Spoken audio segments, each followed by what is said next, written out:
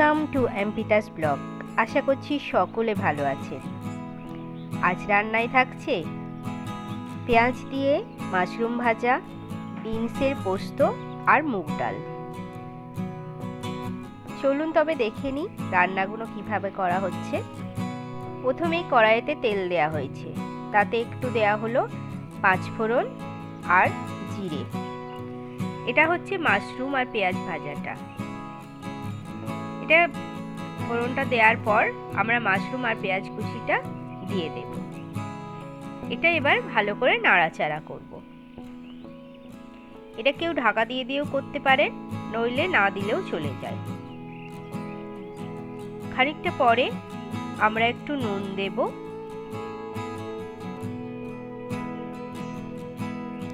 নুনটা কিন্তু প্রয়োজন মতো, আর একটু হলুদ, আর দেব গোলমরিচ গুঁড়ো। এগুলো দেওয়ার পর আবার ভালো করে নাড়তে থাকবো, কিছুক্ষণ থেমে থেমে অবশ্য নাড়বো। খানিকটা হয়ে যাওয়ার পর এটা পুরোপুরি ভাজা হয়ে যাচ্ছে। এই সময় একটু আমরা অল্প করে চিনি দিয়ে দেব। চিনি দিয়ে নাড়ার পরই এটা আমাদের রেডি হয়ে গেল। এই ভাজাটার সাথে গরম ভাত হলে কি যে ভালো লাগে সেটা বলে বোঝাতে পারবো না। আপনারা একদিন করেই দেখবেন। এটা আমার রেডি হয়ে গেল।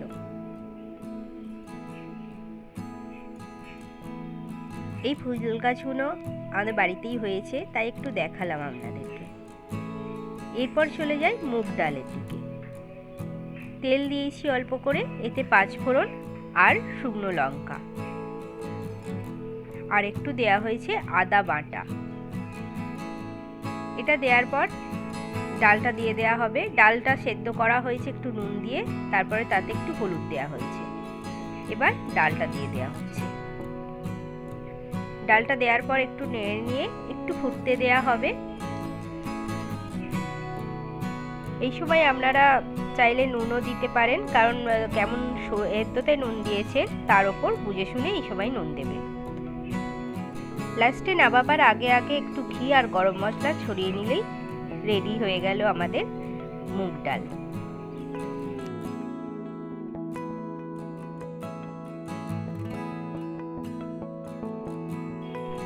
এরপর চলে যাব সোয়াবিন দিয়ে আর বিনস দিয়ে পোস্তর দিকে। তার জন্য আমাদের মটরশুঁটি আর আলু নিয়েছি, আর বিনস দেওয়া হয়েছে, আর এদিকে পোস্ত আর কাঁচা লঙ্কাটা বেটে নেওয়া হয়েছে। তারপরে কড়াতে একটু তেল দিয়ে তাতে পাঁচফোড়ন আর শুকনো লঙ্কা দেওয়া হয়েছে। তারপরে বিনসটা একটু ভালো করে ভেজে নেওয়া হচ্ছে। এতে একটু হলুদ গুঁড়ো আর একটু নুন দেওয়া হয়েছে। ভালো করে ভাজা হওয়ার পর এতে আলুটা দিয়ে দিতে হবে। অন্যদিকে প্রেসারে সয়াবিনটাকে চাপানো হয়েছে একটু নুন জল দিয়ে, আর এদিকে রান্নায় মটরশুঁটিটা এবার দিয়ে নেওয়া হলো।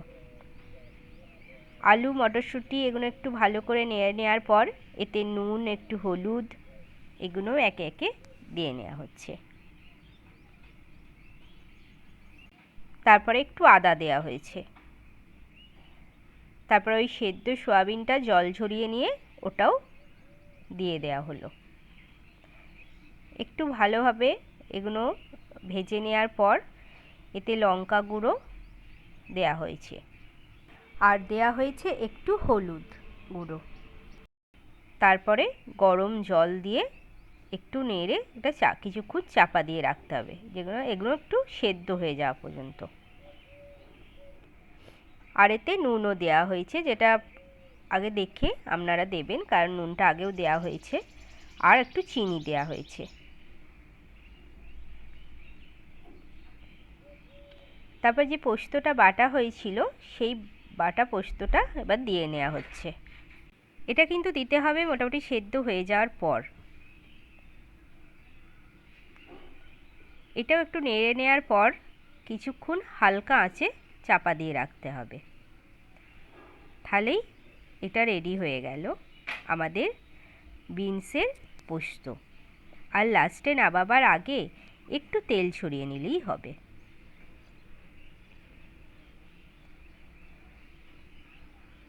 এই কাঁচা তেলের গন্ধটা খুব ভালো লাগে রান্নায়, অল্প করে দেবেন। আর ডিম রান্নাটা ওটা আলাদা একটা ভিডিওতে থাকছে, কারণ একই ভিডিওতে দিতে গেলে অনেক বড় হয়ে যাবে। আমি আই বাটনে এই লিঙ্কটাও দিয়ে দেব, ডিমের রেসিপিটা দেখে নেবেন। আমাদের এই রান্নাগুলো সব রেডি পরিবেশনের জন্য। আমার এই রান্নাগুলো যদি আপনাদের ভালো লেগে থাকে অবশ্যই শেয়ার করবেন, আর আমায় একটা ছোট্ট করে লাইক দিয়ে দেবেন, আর সাবস্ক্রাইব করে নেবেন যদি এই চ্যানেলটা ভালো লাগে। টাটা।